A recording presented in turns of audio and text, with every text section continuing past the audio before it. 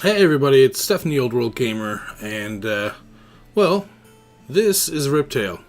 As you know, I try and help out indie developers whenever I can and however I can, and that usually means playing their games and sending them feedback through either email, review, or stream, or whatever. I received quite a few games, but I was most recently contacted about this game, Riptale. The developer's name, SuperGod, contacted me with the demo and gave me a brief description, and pretty much sent me on my way. I started up the demo and was greeted by the main character in a basic color palette, and immediately I thought of Downwell, how it used a basic color palette but made it so impactful and appealing. Along with the character was an acoustic guitar track that was quite fitting and foreshadowing of the game's atmosphere. And, look, you're a swordsman whose name is Kumo. He possesses ancient gems which allow for lightning speeds and precision sword attacks. Using the gems, your mission is to hunt down and destroy the ancient dragons that are threatening the world that you live in.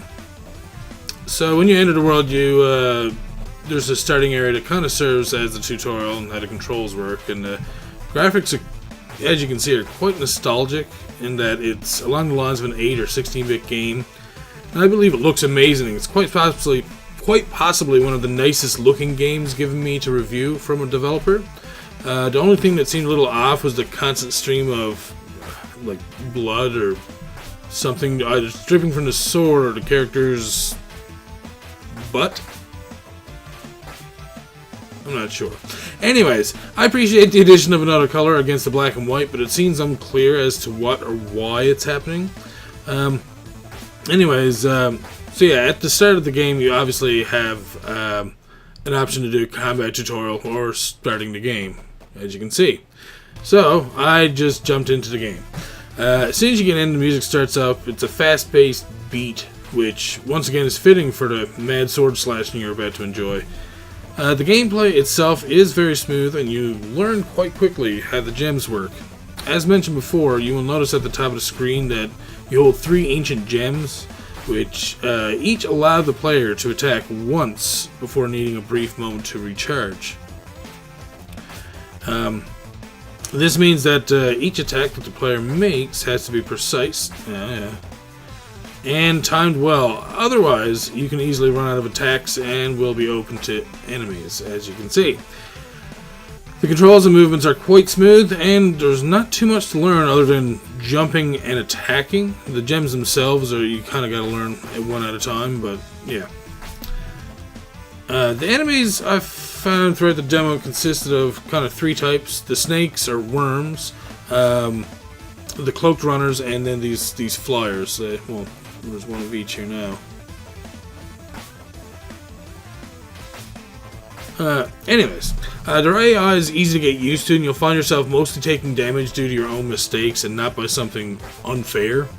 The character does have 4 hearts, which serve as health, but there's an issue with it, for me at least, in that the health is not on the screen so you can watch and manage it consistently, but appears whenever you take damage or find health in containers. It's by no means horrible and can be hindering in times, but as long as you break open the crates and pots lying around, you should be fine. The levels are procedurally generated from what I can see, and each time you start the game, the levels are different, which allows for a large amount of gameplay, replay value, I guess I should say. As I said, if you are low on health, there are crates and pots you can break open to gain back health, but you can also find money and sometimes enemies hiding within, so be careful. Although you start with 3 of the same gems, you can eventually change them by using the money you find along the way at shops to purchase new and different types of gems. These different gems give the player different attack options and can be placed in whichever slot the player chooses, so you can arrange the combos however you see fit. I'd like to find a shop, actually. That'd be great. I don't really understand what this is. I got a strange feeling, and then it just goes away, and then that's it. I don't know if it opens anything, or if it gives me any power or something, but, yeah.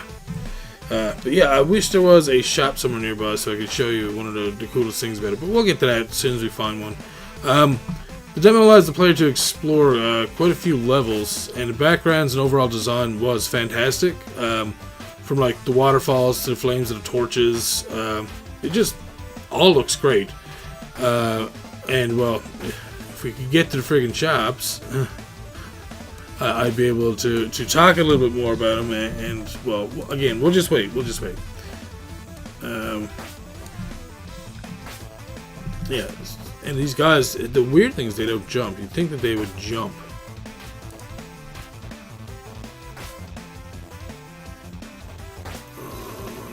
No shop here. Anyways, as much as I enjoyed the game, there are some things I would suggest as a gamer. I know it's a demo, but I think the developer should have ended the demo with the player getting their first taste as... oh, here we go. Alright. So, the greatest things at these shops is, yes, these gems are great and all, but you also get this fancy little skeleton man. And not only does he sell you gems, but he offers the player a lot of comic relief. I want a pet seagull. These gems were brought here by a rather peculiar fleshling. He had this colorful armor, and apparently he really likes gems. Kind of talking about Shovel Knight, I would expect there. But yeah, I really enjoy the detail in the shops too, like just the bookshelves and stuff like that. Like the little pedestals themselves that the gems are on. I mean, it's just, overall, it's just really a nice looking game. And I date a sweet looking skeleton lady next door. So go canine on her bones, if you know what I'm saying. I do not know what you're saying.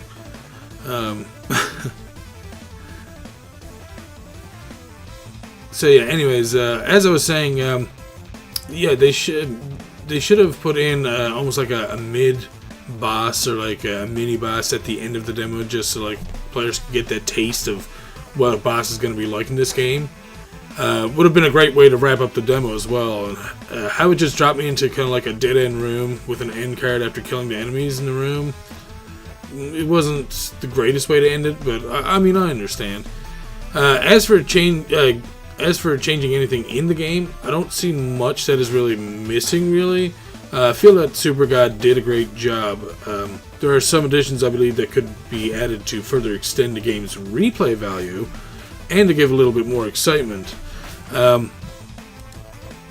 Let's see, the shops themselves, they offer gems, but sometimes it can be the same gems you already have, and each pedestal can also hold the same gem, which means there isn't anything new to purchase. Now, this happened to me once when I was playing, but most times the gems were different. My thought of changing the shop consists of offering the player the option to purchase other items, such as health.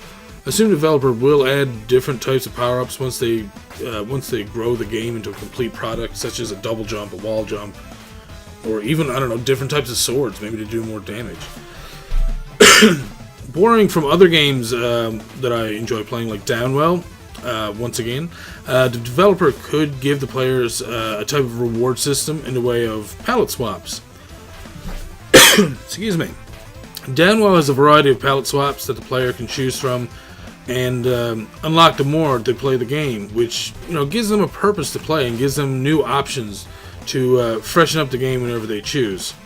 Other than that, I didn't want to insert too many suggestions, as it's SuperGod's work and it's his game, and they have plenty of time to incorporate what they see fit. I have faith in his ability, as the demo just, well, it feels good to play. And I've already played it for a couple hours already just to get the feel of it, but the final product of the game should be something to look forward to, and I suggest everyone at least give the demo a try. SuperGod, if you are watching, I hope you enjoyed this kind of review, and I hope it gave you some... I wish I could talk better. I hope it gives you some insight as to what other gamers think. Anyways, as always, thank you all for watching. I'm the Old World Gamer, and I will see you all next time for more indie game developer helping goodness. Bye-bye.